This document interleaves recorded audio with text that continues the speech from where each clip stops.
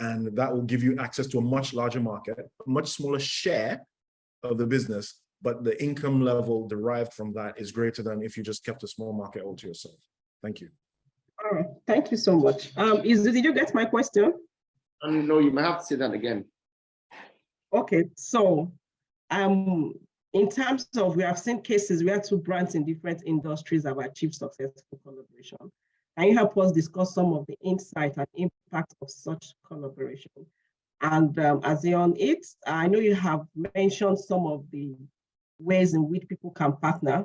You know, are there other things you can tell us on how to choose the best fit for your business? Thank you. Okay. So, of course, if you're a writer, you write kind of books you love to read. What's the word? I'd just like to use popular examples of collaborations that I think we're in that era where the death of ATL marketing, and people are making ATL marketing to become TTL and BTL. Those are like advertising terms. So there's the death of the billboards, right, and the death of mainstream advertising, and they're taking that money and putting it into the line. So let me give an example. Would a Chelsea rather put their money on would a Samsung rather put their money on a big billboard like they used to do, or would they rather put it on the shirts of football players? Right, of course, Nigeria is even worse with there's a huge rise of influencer marketing on social media, right? Almost everybody with over 10,000, over 100,000 followers is an influencer, right? One of the biggest one of that is the Kincaid and the Kanye's of this world, and how they've made so much money from just being influencers.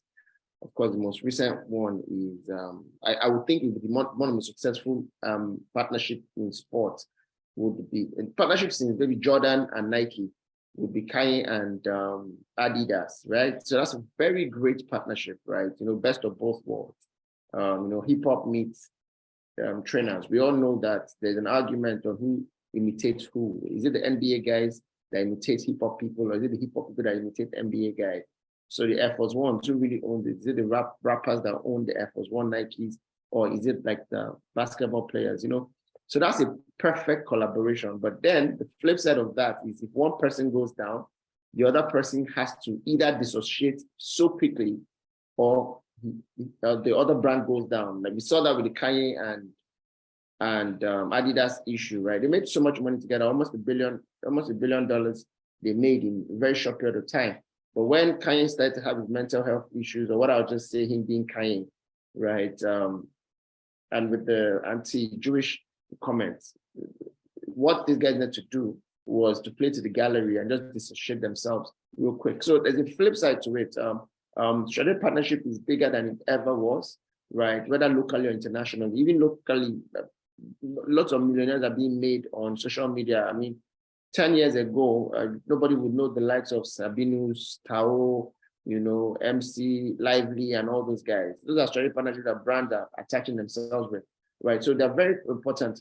But beyond that razzmatazz and that showbiz type of strategic partnership, what Nigeria really needs is not that type of partnership. It's really supply chain management partnership. So big industries, especially manufacturing, are not doing enough strategic partnership with their suppliers. I'll give a good example. How many units of Indomie is sold every day? Does anybody have the data? I bet you over 20 million units of Indomie sold every day. Over 20 million units. Who supplies Indomie the oil that they use? Because the major ingredient is palm oil, right? Whoever is supplying should not be a supplier anymore. He should actually be a strategic partner. They should finance his cultivation of palm oil. I don't know if that sort of makes sense, right? They should finance that. And they should, so it's backward integrating, right? It's whoever supplies that still transactional, right? He shows up with large metric tons of palm oil, and they negotiate based on market price. If there's scarcity is on his own. If there's surplus, is on his own. When he takes it to the gate and they say, oh, we already have palm oil. It's too tacky. And I think the biggest culprits of this are the big brands or the multinationals. They're not doing well with strategic partnership. You should be the one financing the biggest farmland on palm oil, right? Not as Indomie, but as XYZ producer. And then you can reach a agreement that says supply only to us. So you have consistency of quality. If anybody is a huge beer drinker, you will see sometimes that there's actually a visible disparity between some taste on something that I'm sorry, I have to call brand like Guinness and Star and all these guys. Sometimes you see a very slight difference in taste, right? And I didn't know this till, like I said, I have a partnership now. We run a health wellness brand, and I see how something as small as a juice, right? If you change the supplier of your orange supply, right, it automatically changes the taste of your juice, right? Because the orange you bring from Ogun State and the one you bring from, say, Kwara State or even from Jos tastes different. You see that with banana, right? That like for the pineapple, the pineapple you get from Cotonou. So they're not doing a lot of that. How American industrialization happened was the big guys, right, going to strategic partnership to support the backward integration of the small guys who supply them. The most successful collaboration I've ever seen in the raw material and technology industry is the relationship between Intel and every other hardware producing computer component brand. People forget that Intel is a microprocessor producer. It's an inside a microchip. You have to open your computer to see whether it's Pentium 5, whether it's Core 5, Core 6. But there's something brilliant Intel did, and I wish more people did this. There are too many suppliers. Look, the laptop I'm using now, I don't know the guy that produced the screen for the laptop. It's clearly a MacBook Pro, but it's not MacBook. It's not the Apple that produced the screen. I'm sure of that. It's not Apple that produced the keyboard. But people just produce and give to them. But Intel stood their ground and said, we're going to produce microprocessor, which most people don't even know what the processor looks like, except you're the technician, and says, I'm only going to supply it to you if you let me put, right, a label on top of the thing saying Intel inside. I'm sure we've seen Intel inside. But they only don't put it on the front of this thing. They put it in the carton, the primary and the secondary packaging of that device. So you don't only see it when you open the laptop. When you buy it, you see it on the box, right? And that's the type of strategic partnership people want to have. And once again, you get into a Rolls Royce, you can clearly see that this speaker is made from this particular brand. And I feel like the small dogs have got to have the audacity to say, if I'm going to be your supplier, I don't want to just make money from you. I want you to carry my brand along. You know what that does to their income P&L and their balance sheet? You totally eradicate cost on marketing and sales. If Intel was to be popular, and you know, Intel used that to now broker a deal with Compaq, broker a deal with IBM, broker, and now it's now popular. It's now a bragging right for any computer. Remember when Acer came, Acer was a very low level computer brand. But because they wanted to show you that it was as good as HP, they made sure that it was Intel, so that they can say it was Intel inside, right? I see this all the time. Like, how come we don't know the guy that's supplying you the engine of your car? Because it's clearly not the company that is supplying the engine of the car. Like, and I think that that's something Nigerians have got to learn. I wish I had a Nigerian brand that was doing this. I wish I really had a Nigerian brand that was doing this. In my line of consulting, sometimes I tell clients, you know what, this is my bill. This is what my bill is. And the person asks for a discount. I say, if you're going to give me a discount on this, if I'm going to give you a discount on this, I want you to post on your social media, right, that I am your consultant, right? So that people can know that I am your consultant. So strategic partnership or collaboration is beyond profit and loss and cash. It's also collaboration with brands so that brands can be more visible, especially brands that don't have the budgets for a marketing that drive brand awareness. All of that sort of makes sense. Yes, thank you. Yes, Thank it you. does. Thank It you. does. Thank you so much. Please, if you have any question, you can type on the chat box. We'll just take one or two. I have a question here for Tina to answer. There is a need for creating a framework for Nigerian wood. There is a need for creating a framework for Nigerian wood entrepreneurs to pool and collaborate with diaspora resources. Sadly, this has not been developed. Tina, what's your comment on this? You said you wanted to answer it.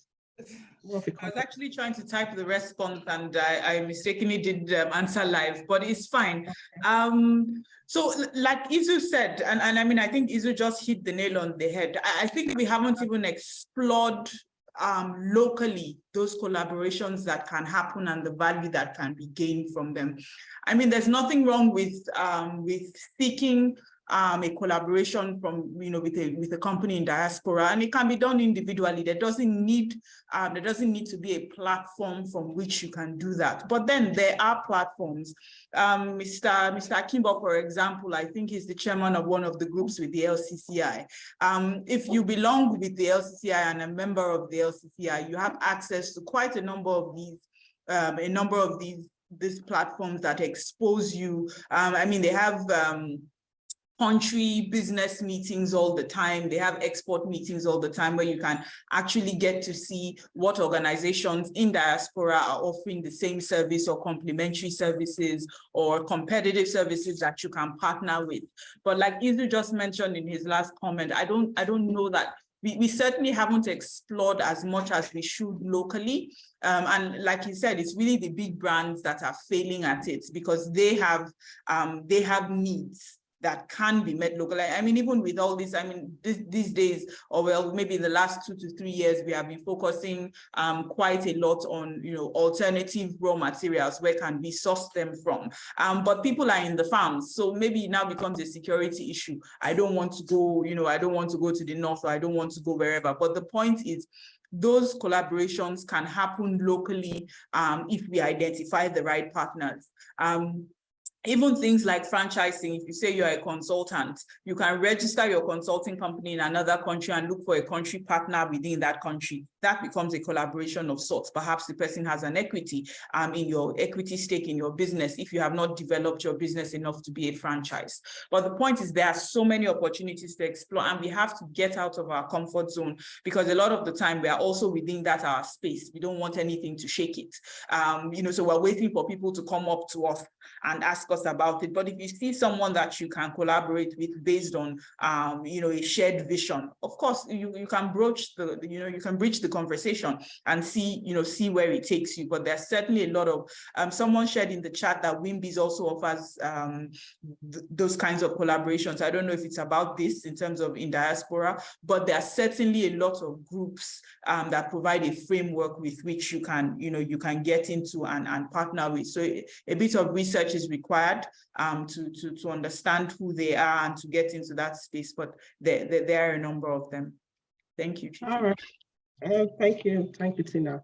A quick question to Akimbo. We have a question here. Businesses usually thrive in an environment with good government policies.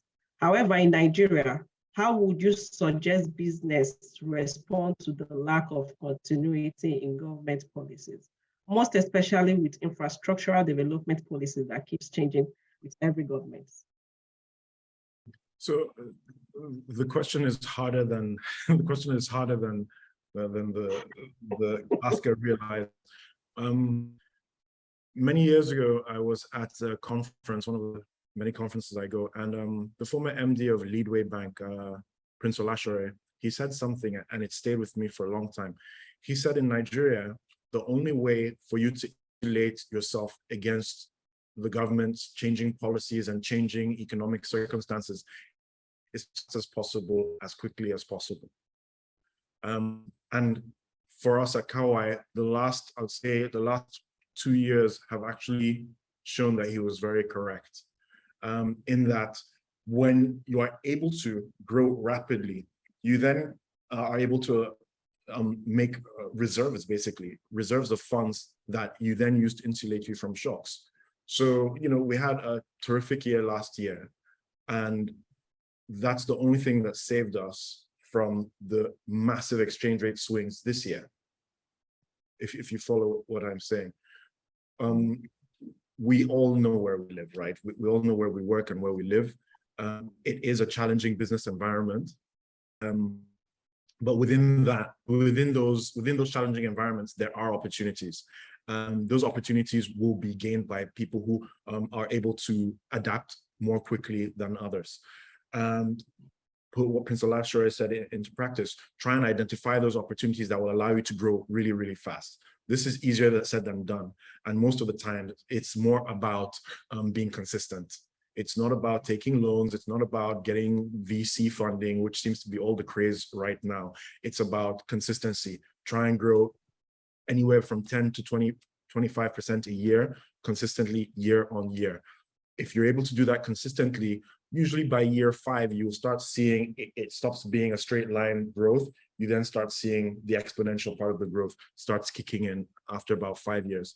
For the much bigger companies, I think this is an easier question for them to answer because the much larger companies have already got those reserves to insulate them from shocks and from changes in government policy.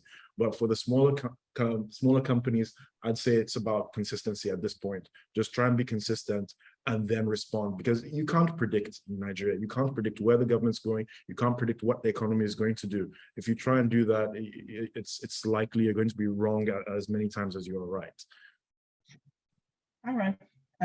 Thank you so much. So I'll just give everyone just a minute for your closing statements. Maybe since you're already here, Akibo, we start with just a minute, please. Yeah, my closing statement is going to be along the points of what I just said now. And it's partly economic. We are a very high interest rate economy from banks and things like that. And high interest rate economies typically are low trust environments. The interest rate reflects the risk. 1 o'clock. The interest rate reflects the risk in the environment. So it's back to what I said just a couple of minutes ago. Because of that, you have to constantly be on the lookout for what are the opportunities that you can use to survive in this environment and to grow in this environment. And because of the theme of today, collaboration oftentimes can be a solution to help you grow within that environment. But keep in mind the 3 things I pointed out earlier. Make sure it's a business you understand. Make sure there's going to be no negative impacts on your business or your person. And make sure you are able to add value in order to achieve those goals. Thank you. All right. Thank you so much, Akibo. And over to you, Arusa. In just a minute, please. Okay. I mean, thanks. I will say the words I would like to leave everybody with will be to intentionally diversify through collaboration next year. So definitely intentionally set a goal by the end of this year to grow or to diversify, whether you call it to edge, whether you call it to deepen, whether you call it to expand, however you're looking at it, look at collaboration as the bridge to diversifying your customer base, your revenues next year. Thank you. Thank you so much. Is over to you, please. In 1 minute, how do I sum up this?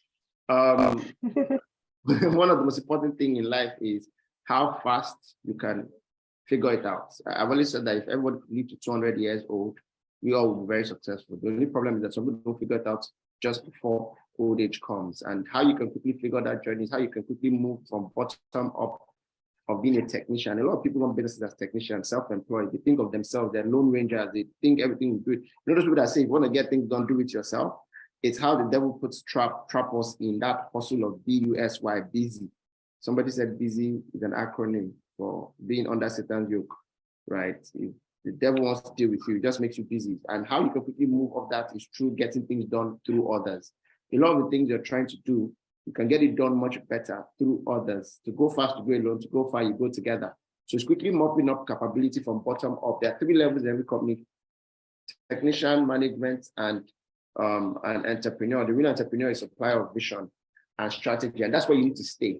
So anything in your business that doesn't supply vision and strategy, any other thing that's not vision-based or strategy-based, outsource it to other people, right? So it's a key variable. As a matter of fact, I'm hoping at some point, right, we can have the biggest bank probably in the future will not even own any banking branches. We saw that with Uber not owning any car, right? Simply by collaborating with people that have cars, right? Yeah. The biggest online platform, even Google, who has the biggest content on the internet, or YouTube, which is a start company, they don't own any of those content.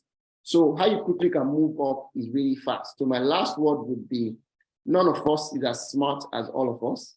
Collaborate. None of us is as smart as all of us. Collaborate. Thank you. All right, thank you so much, Izu. Over to you, Tina, in a minute, please. Tina, you're muted. Yes, thank you. Thank you so much, everyone. My closing comment really, I mean, it's we're all in line, is really that we can grow faster. Collaboration is that catalyst that helps you get to where you need to go much faster with less resources, sometimes even with less competence, because again, remember, you're filling the gap that you don't have by working with a particular partner. So it's very critical that you choose your partners on the right basis. It's very critical that you make sure that you have shared goals and a shared vision with an organization, so they don't come in and ruin your own reputation or ruin your own brand.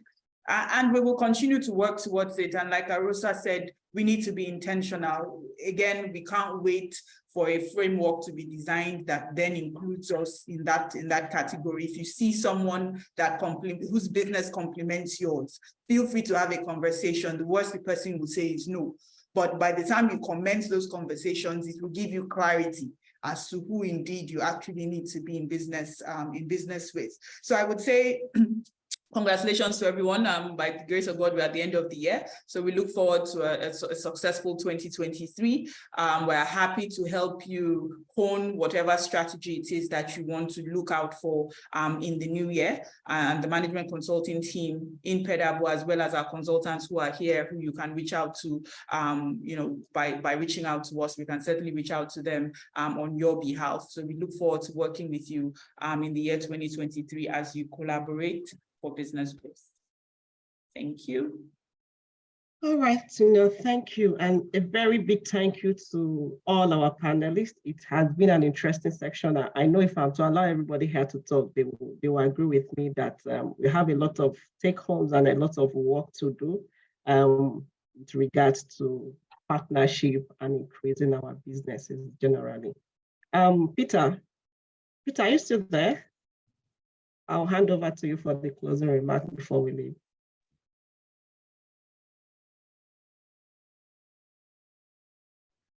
Thank you very much, Chichi. And I would like to start by thanking every single person that was part of this session.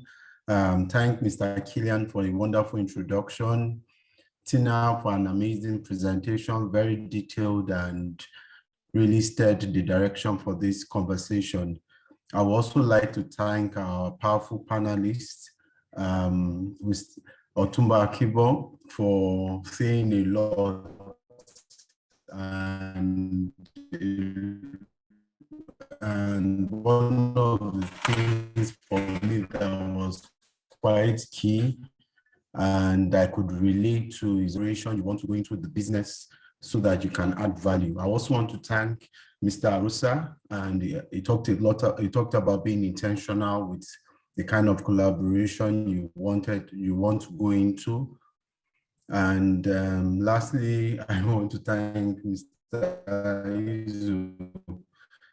Izu for wonderful examples that was being strategic in terms of location and the partners you are looking at, and that is a lot to learn. Thank you, Chichi, for also moderating the session beautifully. I want to thank everybody for being part, for asking questions, and for this wonderful session. I think our time is well spent, and I want to say thank you everyone for attending. Please, if you have questions or you would like to take on this conversation, you can always reach us at info@pedabo.com. and we will respond to your questions. And if there are areas we can also collaborate, we are willing to collaborate with anyone that comes up, and we are looking forward to hearing from you. Thank you. Enjoy the rest of your day. Bye. You're welcome. A feedback link was put in the chat. If you can just take a minute to fill the feedback. Thank you very much, everyone, for joining us. Enjoy the rest of your day.